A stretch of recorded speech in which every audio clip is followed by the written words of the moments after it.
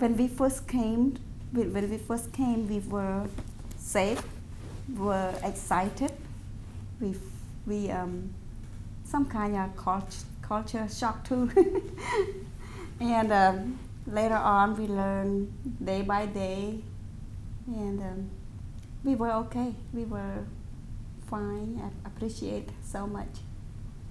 Until that happened at her school, I thought only Cambodia, not America, because America has more freedom, you know,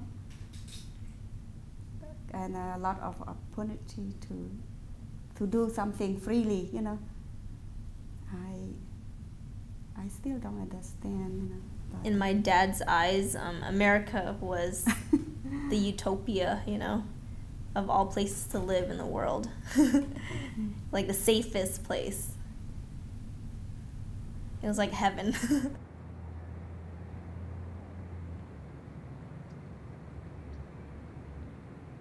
It affects me every day because like I just feel like the world is not a safe place to live in, you know. That was the moment when my innocence was taken away, and when I realized for the very first time that you know, violence is just prevalent, you know. And every time I walk out the house, you know, I just put on like this big heavy armor, you know, of protection, and because, you know, I may never know when a stray bullet's gonna come and like hit me.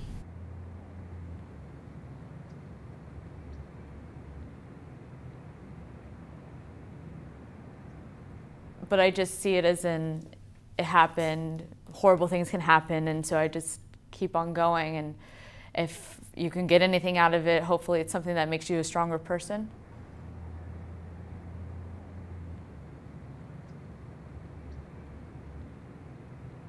For never having gone through it, we had a lot of support systems come forward. And so there was counseling, which we got our family's very open. We all talked about it, and we talked about it openly and how everybody felt, and you know, and at the very beginning, of course, yeah, she had a lot of trouble, and there were little things that held on for a while, but she doesn't have trouble. When we talk about it, I'm the one who gets emotional, but I'm the mother. I think the parents have such a different take because we're the protectors, and what do? You couldn't protect. I feel every time I hear there's another shooting, I feel for the parents. Most kids don't think about death. At least they shouldn't be. You learn, and I learned, how fragile life is. It could be taken from you any day. And you just gotta, you know, I've known since that happened, you know, something can happen today and it causes to be the last day, you know, that I live on this earth. And you just kind of have to accept that, and you have to, you know, they say live life to the fullest, you know.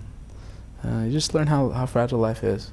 Remember that morning, it was like a Sunday morning, and I just didn't feel well that day. I woke up just feeling sick. I didn't realize it was January 17th. And I went to church that morning, you know, I came home, just wasn't feeling good. Didn't really want to do a whole lot. Just wanted to kind of lay in bed. And I finally realized that afternoon what day it was. And my dad knew what day it was. He didn't say anything. He was kind of, you know, kind of scared to ask. You know, he could tell something was wrong. And, you know, I realized what day it was. And I remember just coming out and telling my parents, it's like 8 o'clock at night. I said, you know, I'm just going to go lay down. I'm just not feeling well. And my mom's sitting on the couch, and my mom was just kind of looking at me, and they kind of looked at each other. My dad turns to me and says, Rob, are you okay? And for the first time ever, I broke down and cried, and I just lost it. I think what I come away with an event like this is, yeah, the unthinkable can happen. You can't live in fear. I was terrified at first. For a long time, I couldn't go places where there were a lot of people.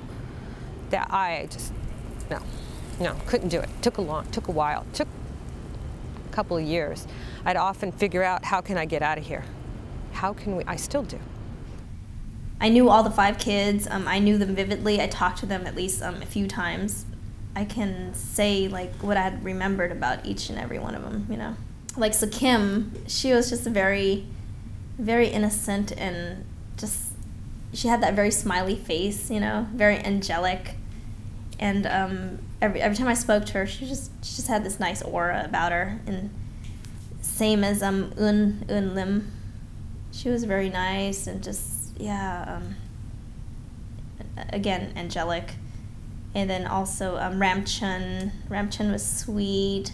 She probably if she was alive today, she'd be very outgoing, because I remembered her as like that outspoken, you know.